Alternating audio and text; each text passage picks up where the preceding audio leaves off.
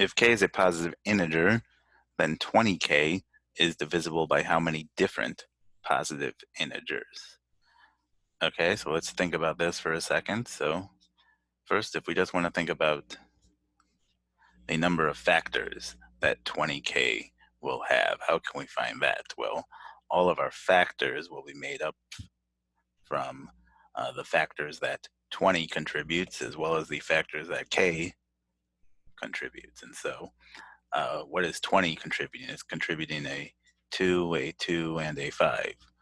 And so the factors, the total different factors for 20k will be all of our factors from 20 and plus all of our factors from k, and then any combination of those factors. So in this case, say k is equal to 3, 20k will be divisible by 2, it will be divisible by 5, it will be divisible by 3, but it will also be divisible by 4, which is 2 2s, or it will be divisible by 10, 2 times 5, or it will be divisible by 15, 5 times 3. So what this means is if we only care about different positive integers, is there a way we can definitively determine the number of different positive integers? And there is a formula that you can use to find the total number of factors for a number, and that is, you can think of it as, I'll write it like a plus 1 times a plus 1 times b plus 1 times c plus 1, and then dot, dot, dot. And the reason for that is, so in this case, a, if you break your number up into its prime factors, so in this case, we have 3 factors. And so we'll say a is the number of 2s that I have, and b would be the number of 5s that I have, and c would be the number of 3s that I have. And then you would have to keep going if you had more prime factors.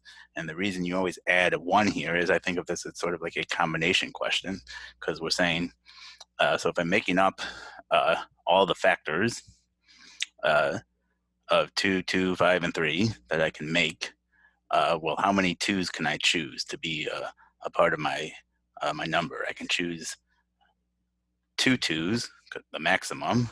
I could choose one of these 2s only. So 5 times 2, for example, is 10, and that only contains 1 2. Or I could choose 0 2s. Now, so 15 would be an example of a number that doesn't use any of my 2s, but is still a factor of 20k. And so you always have to add 1 to take into account the fact that you can choose 0 of any of your prime factors. So if you want to find the total factors for this number here, it should be 3, because that is the I have 3 different ways I can choose my 2s, times 2, because I can choose 0 5s, or I can choose 1 5, and then times 2 again, because I have the same thing for 3, and there should be 12 factors total for this number. I mean, we can even, if we want to try and write these out right now, so 2, 3, 5, 10, I forgot 4, 6,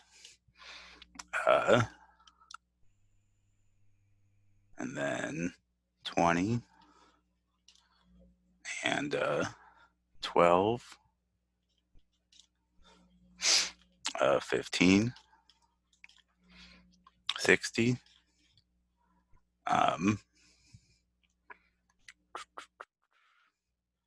we get 30.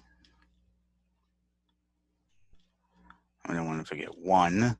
1 would be if we chose 0 of all of our factors. So how many you got? 1, 2, 3, 4, 5, 6, 7, 8, 9, 10, 11, 12. So what did we get? Oh no, we got 60 as a whole number. So this is good. This is all of our factors. So now let's look at our statements. K is prime. So that means 20k is going to be equal to 20 times some prime number. And remember, where do we get from our 20 to start? We get a 2, and a 5. And so, well, you might say to yourself, okay, so k is only contributing one additional factor each time because it's prime. That might make you think this is sufficient, but in fact, what if, because we only care about different positive integers that can be formed, and what if one of the factors, what if k is equal to 5? So it's contributing only a factor that we already have. So if k is equal to 5, our factors are 2, 2, 5, and 5, and how many total factors would be able to make from that? So it would be the number of 2's I have plus 1, which is 3, and then it would be the number of 5's I have plus 1, which is also 3, so there should be 9 total factors.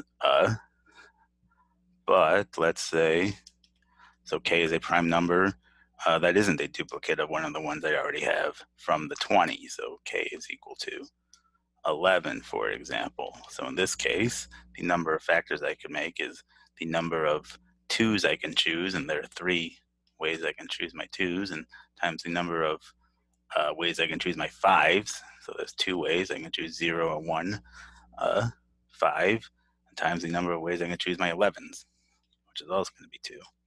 And this here will have 12 factors.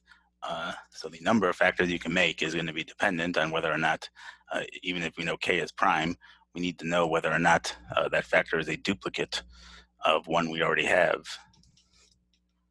or not. So this is actually insufficient. And then statement 2 says k is equal to 7. Well, now we know that 20k is equal to 140, and certainly without even having to break it up and use this formula or anything, we should know, if we know the value for 20k, we can determine how many different positive integers it's divisible by. So this will be sufficient, and B is the answer. Tough question, really hard.